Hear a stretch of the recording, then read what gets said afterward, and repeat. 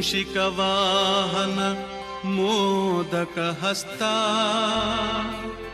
चामरकर्ण विलम्बितसूत्रा वामनरूप महेश्वरपुत्रा विघ्नविनाशकपाद नमस्ते नमस्ते नमस्ते नमः।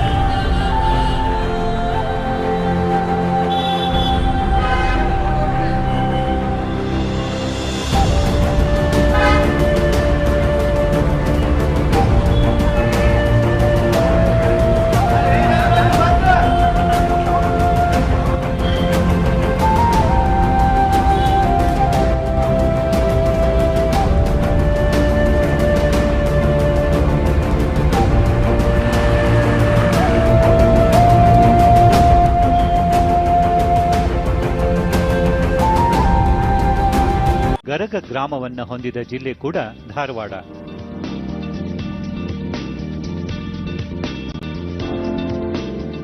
ಗರಗ ಧಾರವಾಡದ ಉತ್ತರ ಭಾಗದ ಒಂದು ಪುಟ್ಟ ಹಳ್ಳಿ, ಕರುನಾಡಿನ ಹೆಮ್ಮೆ. ಪುರಾತನ ಕಾಲದ ಆಂಜನೇಯ ದೇವಸ್ಥಾನ, 10 ರಿಂದ 11ನೇ ಶತಮಾನ ಕಾಲದ ಹಳೆಗನ್ನಡದ ಶಿಲಾಶಾಸನ, ಊರಿಗೆ ಜಲಧಾತ್ರಿ, ತುಪ್ರಿ ಹಳ್ಳ ಹಾಗೂ ಬೊಕ್ಯಾಪುರ ಹಳ್ಳ, ಶಿಶುನಾಳ ಶರೀಫರ ಸಮಕಾಲೀನರಾದ ಶ್ರೀ ಗುರು ಮಡಿಮಾಳೇಶ್ವರರ ಮಠ, ವರ್ಷಕ್ಕೊಮ್ಮೆ ಜರುಗುವ ರಂಗಿನ ಜಾತ್ರೆ, ಚಳಿಗಾಲಕ್ಕೆ ವಲಸೆ ಬರುವ ನೀರ್ಹಕ್ಕಿಗಳ ದಂಡಿನ ವಿಹಂಗಮ ನೋಟ. ಹಾಗೆ ನೋಡಿದ್ರೆ ಗರಗ ನಮ್ಮ ನಾಡಿನ ಎಲ್ಲಾ ಗ್ರಾಮಗಳಂತೆ ಒಂದು ಸಾಧಾರಣ ಗ್ರಾಮ.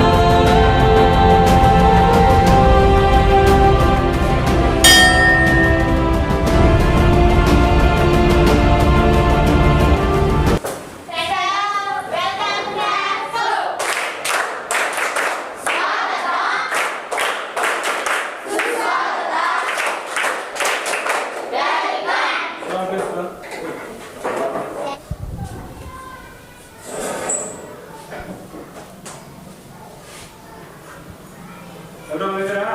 ಅಟೆಂಡೆನ್ಸ್ ತಗೊಳ್ತೀನಿ. ಎಲ್ಲರೂ ಪ್ರೆಸೆಂಟ್ ಇದ್ದಾರೆ ತಾನೆ?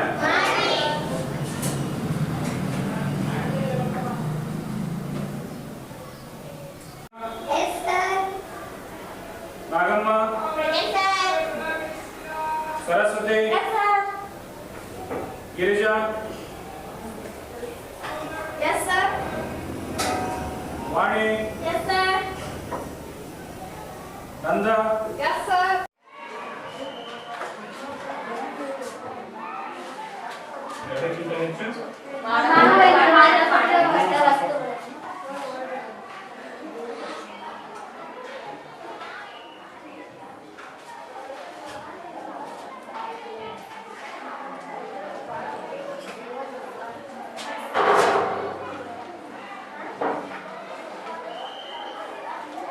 ಇವತ್ತು ಯಾವ್ದ್ರ ಬಗ್ಗೆ ತಿಳ್ಕೊಂಡ್ರಿ ಮಕ್ಕಳು ನಾವೆಲ್ಲ?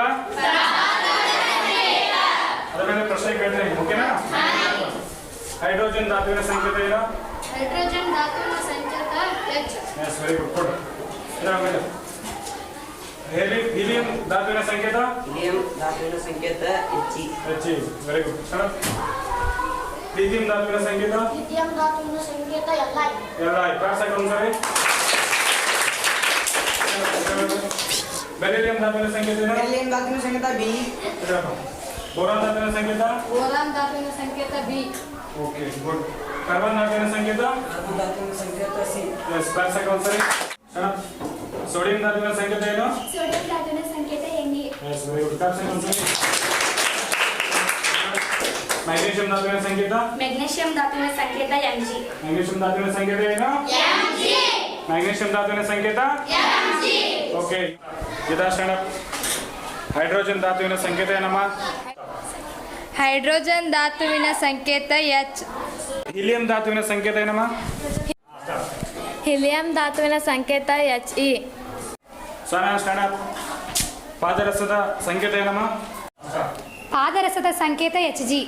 ಇವತ್ತಿನ ದಿನದಲ್ಲಿ ನಾವೇನು ಕಲ್ತ್ವಿ? ಪರಮಾಣು, ಧಾತು ಮತ್ತೆ ಧಾತುವಿನ ಸಂಕೇತ.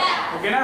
ನಾಳೆ ಕ್ಲಾಸಲ್ಲಿ ಪರಮಾಣು ರಾಶಿ ಮತ್ತು ಪರಮಾಣು ಹೇಳಿ ಅಣು ರಾಶಿ ಬಗ್ಗೆ ತಿಳ್ಕೊಳ್ಳೋಣ. ಓಕೆನಾ?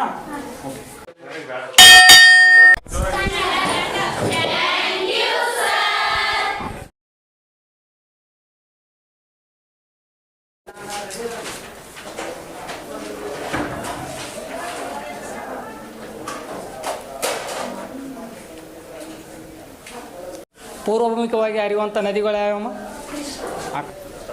ಪೂರ್ವಾಭಿಮುಖವಾಗಿ ಹರಿಯುವ ನದಿಗಳು ಕೃಷ್ಣ, ಕಾವೇರಿ, ಪೆನಾರ ಮತ್ತು ಪಾಲಾರ. ಕರ್ನಾಟಕದಲ್ಲಿ ಅತಿ ಹೆಚ್ಚು ಕಾಲುವೆ ನೀರಾವರಿ ಹೊಂದಿರುವಂಥ ಜಿಲ್ಲೆ ಯಾವುದು? ಕರ್ನಾಟಕದಲ್ಲಿ ಅತಿ ಹೆಚ್ಚು ಕಾಲುವೆ ನೀರಾವರಿಯನ್ನು ಹೊಂದಿದ ಜಿಲ್ಲೆ ರಾಯಚೂರು. ಈಗಾಗಲೇ ನದಿಗಳ ಬಗ್ಗೆ ತಿಳಿದುಕೊಂಡಿದ್ದೀವಿ. ಹಾಗಾದರೆ ನೆಕ್ಸ್ಟ್ ಏನದಲ್ಲ, ನದಿ ಮತ್ತು ನದಿಯ ಜಲ ಸಾಮರಸ್ಯದ ಬಗ್ಗೆ ಮುಂದಿನ ತರಗತಿಯಲ್ಲಿ ತಿಳಿದುಕೊಳ್ಳೋಣ.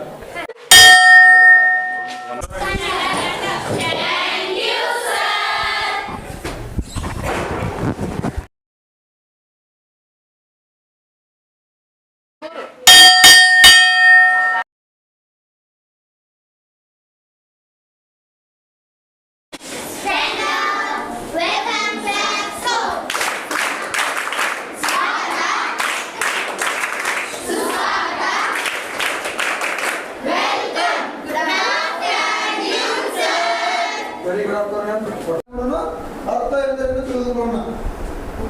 ಏನ ಅರ್ಥ ಎಂದರೇನು ನೋಡೋಣ. ಅರ್ಥ ಎಂದರೇನು ತಿಳಿದುಕೊಳ್ಳೋಣ.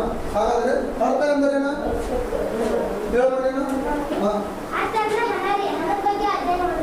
ಹೇಳೋಣ. ಅರ್ಥ ಎಂದರೆ ಅರ್ಥ ಎಂದರೆ ಹಣ. ಹಣ ಎಂದರ್ಥ. ಹಣ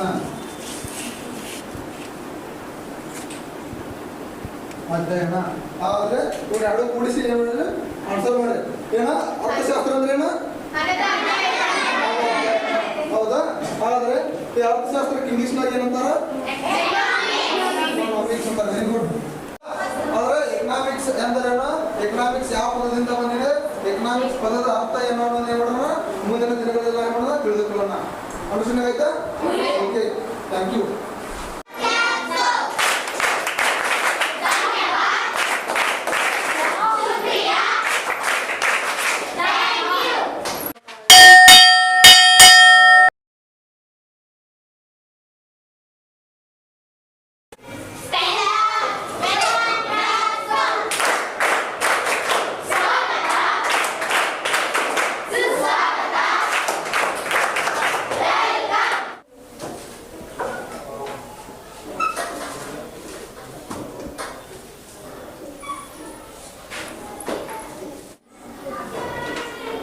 ಭಾರತದ ಪ್ರಾಚೀನ ನಾಗರಿಕತೆ ಎಲ್ಲಿ ಉಗಮವಾಯಿತು?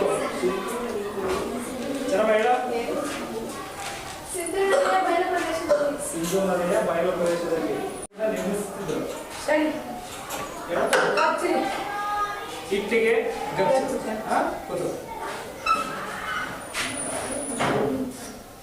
ಋಗ್ವೇದ ಕಾಲ ಯಾವಾಗಿಂದ ಪ್ರಾರಂಭವಾಗುತ್ತದೆ?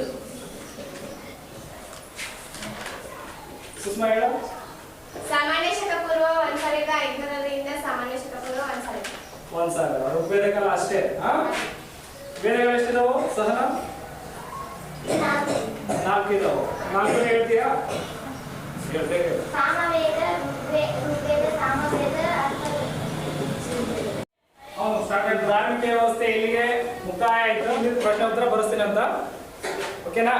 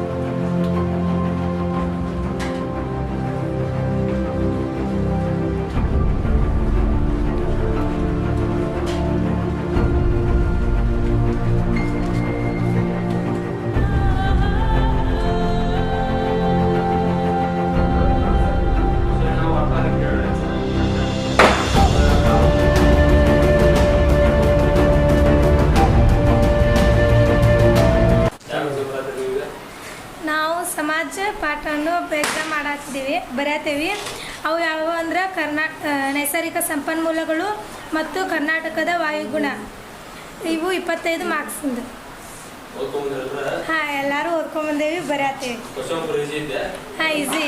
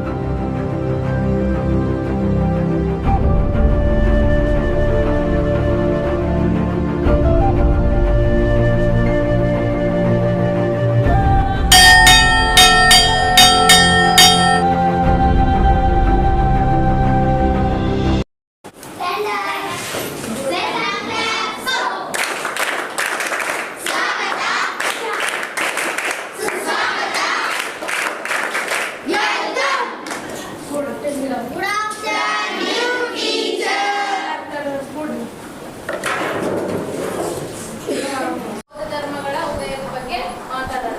ಎಷ್ಟು ಅಧ್ಯಾಯ?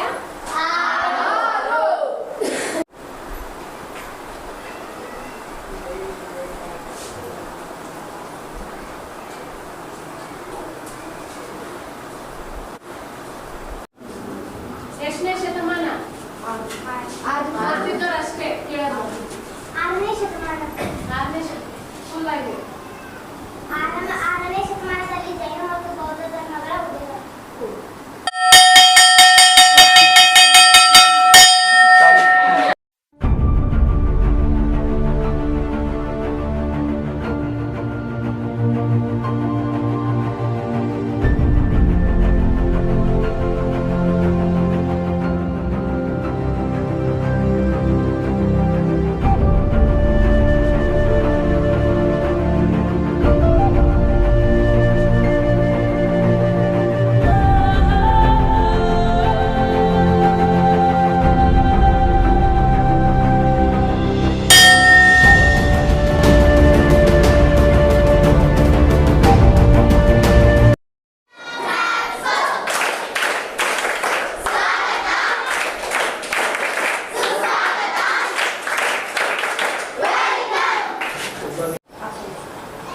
ಇನ್ನೊಬ್ಬ ಕರ್ತನ ಸುಬಾನಿ ದೋಸ್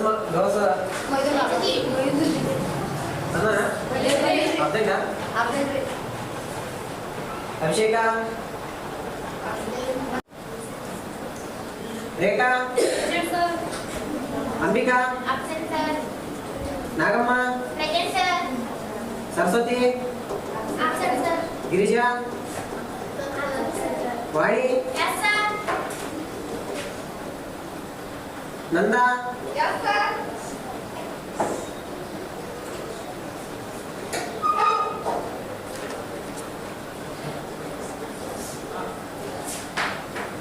ಪವಿತ್ರ ನೇತ್ರ ಅಕ್ಷತಾ ಕಾವೇರಿ अंजुम सहना रुचिता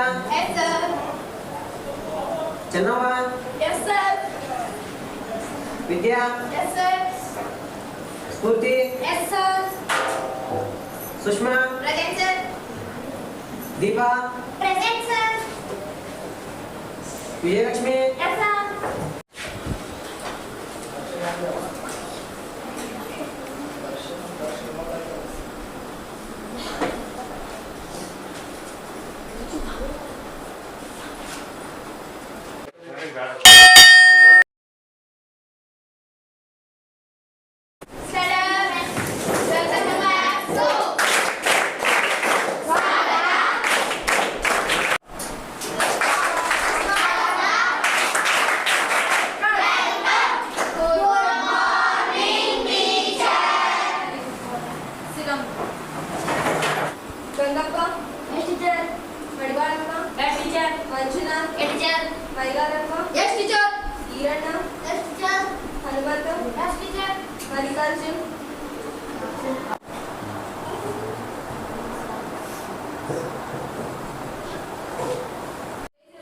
ಹಲವಾರು ಧರ್ಮಗಳ ಒಳಗ ಜೈನ ಮತ್ತು ಬೌದ್ಧ ಧರ್ಮನು ಎರಡು ಕೂಡ ಎರಡು ಧರ್ಮಗಳು ಉದಯಿಸ್ತವ. ಹೌದ್ರಿ? ಅದ್ರೊಳಗೆ ಮೊದಲೇದಾಗಿ ನಾವು ಯಾರ ಬಗ್ಗೆ ಅದ್ರೊಳಗ ಮೊದಲೇದವ್ರು ಯಾರು ಅಂತ ಅಂತಂದ್ರ ಋಷಭನಾಥರಿ. ಯಾರು ಮೊದಲೇ ತೀರ್ಥಂಕರು ಜೈನ ಧರ್ಮದೊಳಗ? ಋಷಭನಾಥರು ಮೊದಲೇ ತೀರ್ಥಂಕ. ಹಾಗಾದ್ರೆ 23ನೇ ತೀರ್ಥಂಕರು ಯಾರ್ರಿ?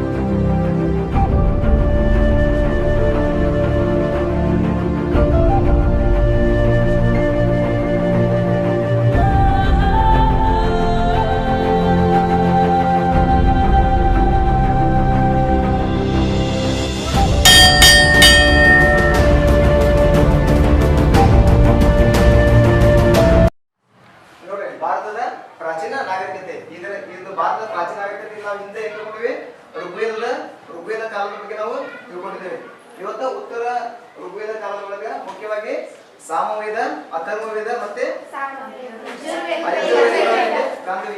ಮುಖ್ಯವಾಗಿ ಇಲ್ಲಿ 4 ರೀತಿಯ ವರ್ಣಗಳನ್ನು ನಾವು ಕಾಣ್ತೀವಿ ಸಾಮಾಜಿಕ ವ್ಯವಸ್ಥೆ ಒಳಗೆ. ಯಾವ್ಯಾವ?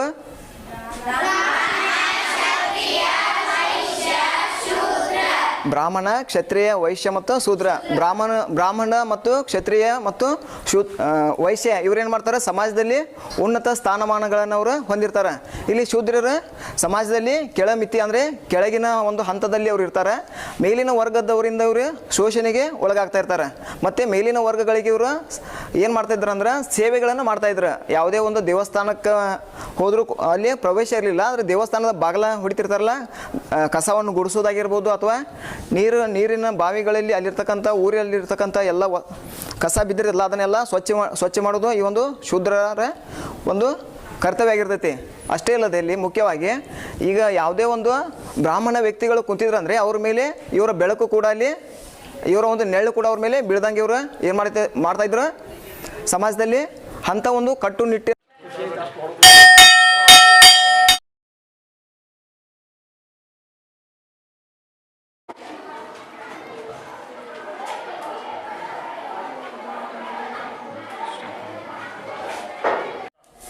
ತತ್ವಪದದ ಲೇಖಕರು ಯಾರು? ತತ್ವಪದದ ಲೇಖಕರು ಕಡಗೋಳ ಮಳವಳ್ಳಪ್ಪನವರು. ಯಾರ ಸ್ನೇಹವನ್ನು ಮಾಡಿ ಕೆಡಬಾರದು? ಹೀನ ಮನುಷ್ಯನ ಸ್ನೇಹ ಮಾಡಿ ಕೆಡಬಾರದು. ಯಾರ ಪಾದವನ್ನು ಹಿಡಿದಿರುವುದು ಬಹುಪಾಡ ಎಂದು ತತ್ವಪದಕಾರರು ಹೇಳಿದ್ದಾರೆ? ಗುರು ಮಾಂತೇಶ್ವರರ ಪಾದ ಹಿಡಿದು ಇರುವುದು ಬಹುಪಾಡ.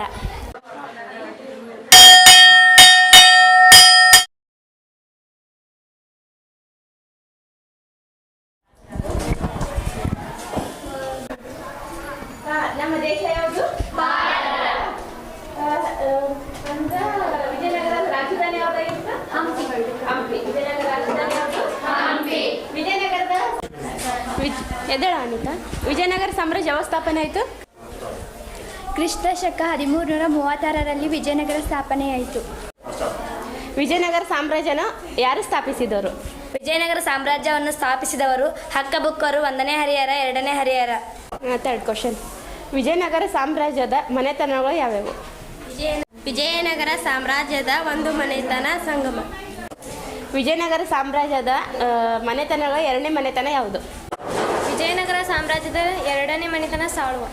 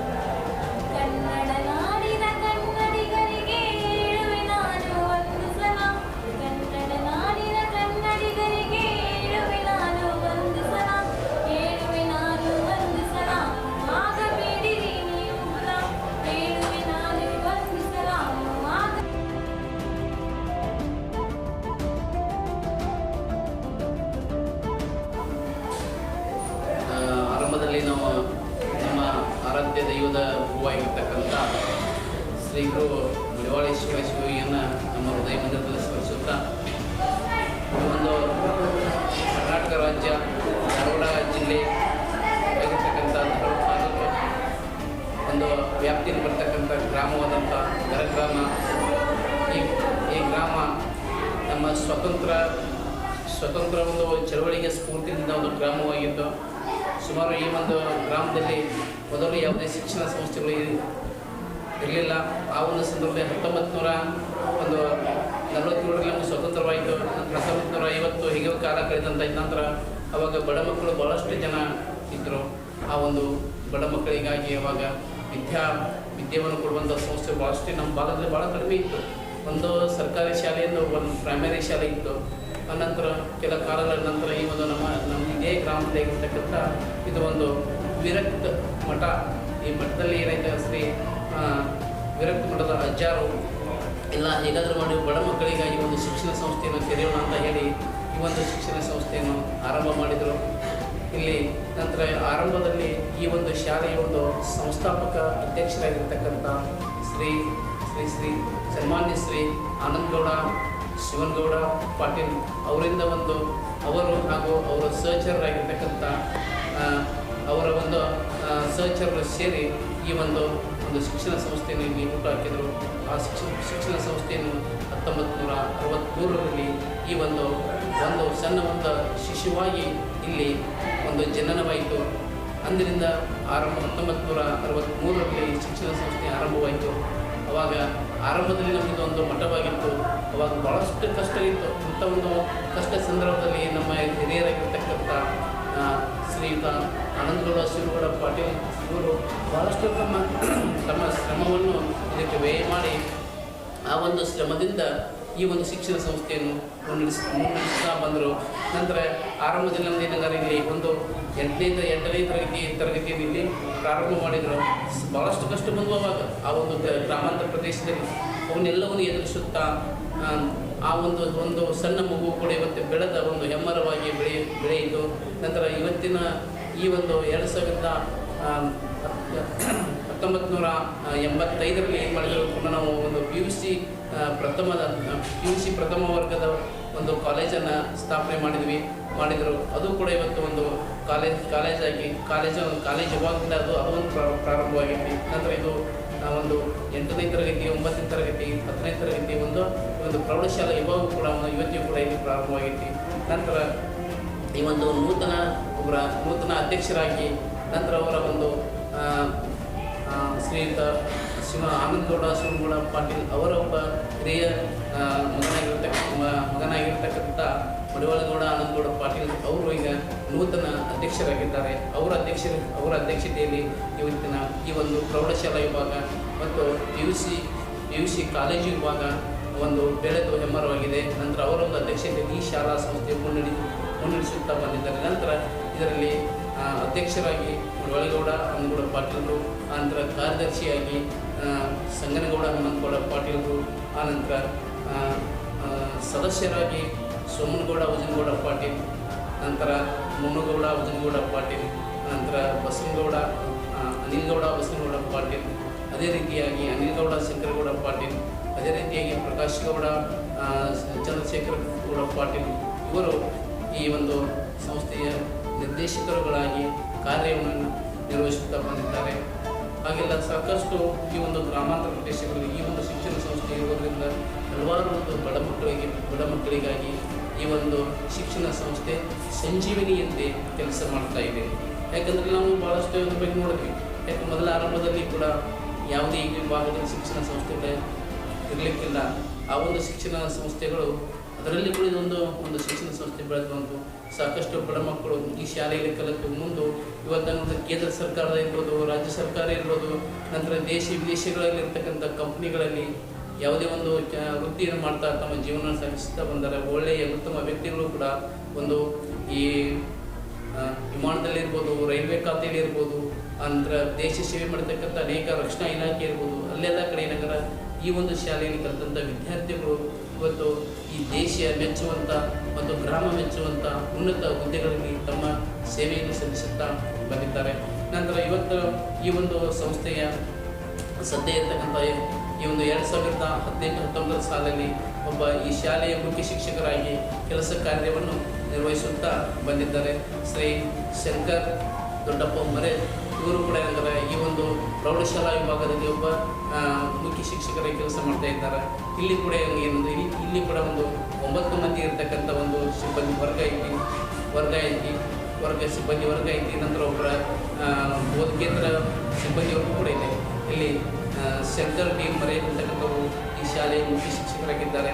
ನಂತರ ದೇವೇಂದ್ರಗೌಡ ವಿರೂಪಾಕ್ಷಗೌಡ ಪಾಟೀಲ್ ಇವರು ಈ ಒಂದು ಸಂಸ್ಥೆಯಲ್ಲಿ ಮಾಸ್ತರಾಗಿ ಕೆಲಸ ಮಾಡ್ತಾ ಇದ್ದಾರೆ. ನಂತರ ಸಿದ್ದರಾಯ ರೇವಪ್ಪ ಗುಡ್ಡದೇವರು ಕೂಡ ಈ ಒಂದು ಜವಾನ್ ಆಗಿರ್ತಕ್ಕಂಥ ಸೇವೆಯನ್ನು ಸಲ್ಲಿಸ್ತಾ ಇದ್ದಾರೆ. ಅದೇ ರೀತಿಯಾಗಿ ಎನ್ ವೈ ಭಜಂತ್ರಿ, ಆಮೇಲೆ SS ಕಟ್ಕೋರ್, ಆಮೇಲೆ UK ವೀರನಗೌಡ, ನಂತರ N ಜಯಶ್ರೀ, ಆಮೇಲೆ SM ಅತ್ತ. ಈ ರೀತಿಯಾಗಿ ಇಲ್ಲಿ ಈ ಒಂದು ಸರ್ಕಾರಿ ಅನುದಾನಿತ ಸೇವೆಯಲ್ಲಿ ಶ್ರಮಿಸುತ್ತಾ ತಮ್ಮ ಸೇವೆಯನ್ನು ನಿರಂತರಗೊಳಿಸಿದ್ದಾರೆ. ಅದೇ ರೀತಿಯಾಗಿ ಅತಿಥಿ ಶಿಕ್ಷಕರುಗಳಾಗಿ ಕೂಡ ಇಲ್ಲಿ ದೀಪಾ ಕರಡಿಗೋಡ್, ಸಂಗೀತಾ ಚಿಂಕರ್ ಮತ್ತು ಮೌನೇಶ್ ಬಡಿಗೇರ್ ಅಂತಕ್ಕಂಥ ಮೂವರು ಈ ಒಂದು ಅತಿಥಿ ಸೇವೆಯನ್ನು ಈ ಸಂಸ್ಥೆಗೆ ತಮ್ಮ ಅಳಿಲು ಸೇವೆಯನ್ನು ನೀಡುತ್ತಾ ಇದ್ದಾರೆ. ಅದೇ ರೀತಿಯಾಗಿ ಇದೇ ಗ್ರಾಮದಲ್ಲಿ ನಮ್ಮದೇ ಆಗಿರ್ತಕ್ಕಂಥ ಸ್ವಂತ ಒಂದು PUC ಕಾಲೇಜನ್ನು ನಾವೇನು ಮಾಡಿದ್ದೇವೆ ಪ್ರಾರಂಭ. ಮೊದಲು 1987 ಪ್ರಾರಂಭ ಆಗಿತ್ತು. ಈಗಲೂ ಕೂಡ ನಮ್ಮಲ್ಲಿ ಕಾಮರ್ಸ್ ವಿಭಾಗ ಮತ್ತು ಆರ್ಟ್ಸ್ ವಿಭಾಗ ಪ್ರಾರಂಭವಾಗಿದ್ದು ಮತ್ತು ಹಲವಾರು ವಿದ್ಯಾರ್ಥಿಗಳಿಗೆ ಆ ಒಂದು ವರ್ಗಗಳಲ್ಲಿ ಭಾಳಷ್ಟು ಅನುಕೂಲಕರಾಗಿತ್ತು. ಇಷ್ಟೆಲ್ಲ ನಮಗೆ ಅನುಕೂಲಕರ ಮಾಡಿಕೊಟ್ಟಂಥ ಈ ಒಂದು ಆನಂದಗೌಡ ಶ್ರೀನಿವಾಸ ಪಾಟೀಲ್ ಇವರ ಒಂದು ಸಹಚರರು ಸೇರಿ ಅವಾಗ ಒಂದು ಸಂಸ್ಥೆಯನ್ನು ಪ್ರಾರಂಭ ಮಾಡಿದರು. ಅದರಿಂದ ನಮಗೆ ಬೇರೆ ಮತ್ತು ಶಹರ ಪ್ರದೇಶಗಳಿಗೆ ಹೋಗಿ ಕಲೀಲಿಕ್ಕೆ ಆಗ್ತಾ ಇದ್ದಿದ್ದಿಲ್ಲ. ಅವಾಗ ಅವರು ಕಟ್ಟಿದಂಥ ಈ ಸಂಸ್ಥೆಯಿಂದ ಅಲ್ಲಿಂದ ಇಲ್ಲಿವರೆಗೆ ನಾವು ನೋಡಿದ್ರಲ್ಲಿಲ್ಲ ನಮಗೆ ಸಂಸ್ಥೆಯಿಂದ ಭಾಳಷ್ಟು ಅನುಕೂಲ ಆಗೈತಿ. ಇಲ್ಲಿ ಕಲಿತಂಥ ಜನರು ಭಾಳಷ್ಟು ಏನಾಗಿದೆ ಒಂದು ಒಳ್ಳೆಯ ಉತ್ತಮವಾದಂಥ ಹುದ್ದೆಗಳಲ್ಲಿ ತಮ್ಮ ಕೆಲಸ ಕಾರ್ಯಗಳನ್ನು ಮಾಡುತ್ತಾ ಬಂದಿದ್ದಾರೆ. ಈ ಒಂದು 4 ಮಾತುಗಳನ್ನು ಹೇಳುತ್ತಾ ಈ ಒಂದು ನಮ್ಮ ಸಂಸ್ಥೆಯ ಒಂದು ಕಿರು ಪರಿಚಯಕ್ಕೆ ನಾನು ವಿರಾಮವನ್ನು ಹೇಳ್ತೀನಿ. ಜೈ ಹಿಂದ್, ಜೈ ಕರ್ನಾಟಕ. Thank you.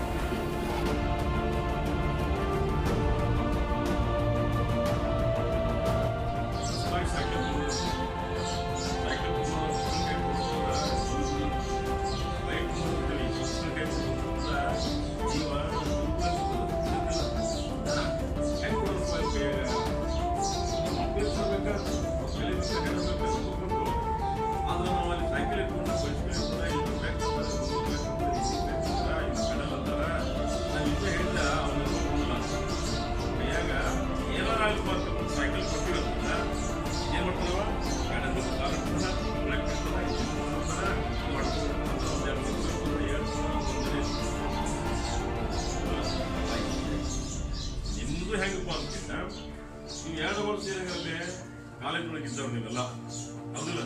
ಎಷ್ಟು ಥಿಯರಟಿಕಲ್ ಐತಿ ನೀವೆಲ್ಲ ಬರೀ ಥಿಯರಿ ಹೌದಾ? ಥಿಯರಿ ಆ ಥಿಯರಿಗೂ ಇಲ್ಲಿ ಪ್ರಾಕ್ಟಿಕಲ್ ಭಾಳ ವ್ಯತ್ಯಾಸ. ಹೆಂಗೊಬ್ಬ ಪಾಲಕ ತನ್ನ ಮಕ್ಕಳ ಕೈಯಾಗ 4 ರೂಪಾಯಿ ಖರ್ಚು ಸೈಕಲ್ ಕೊಟ್ಟು ಸೈಕಲ್ ಕೊಟ್ಟು